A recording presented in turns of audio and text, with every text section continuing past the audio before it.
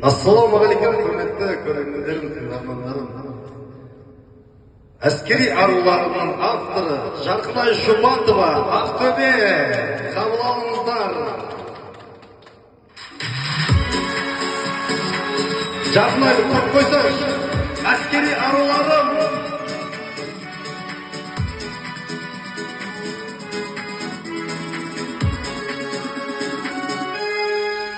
Жетіретіп көп туған қазағымның берекесін келтіріп, қазанының ару қызды қорғап жүр. Ол елімде адалдығын көрсетіп,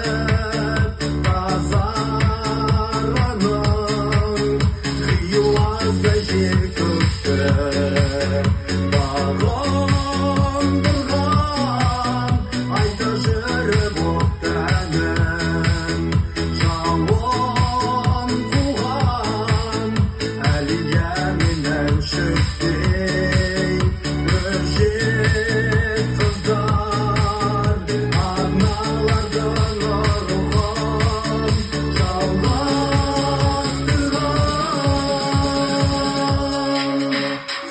жолды таңдаған аруларым,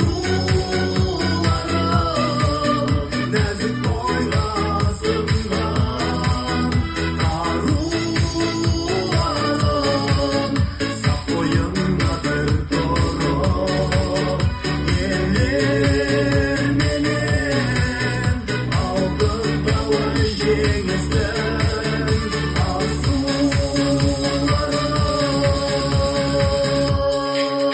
заман тыныш болса да, қиын жолда отаным деп қаруын алды қолға. Қандай мақтау айтсаң да аруларға, ақындарым жырласан ұзақ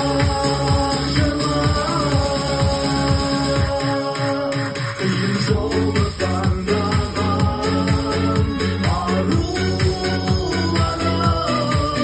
нәзік бойға сынған қаруларым, сақ бойында бір тұрып, елерменен алтын тауы жеңістің асу.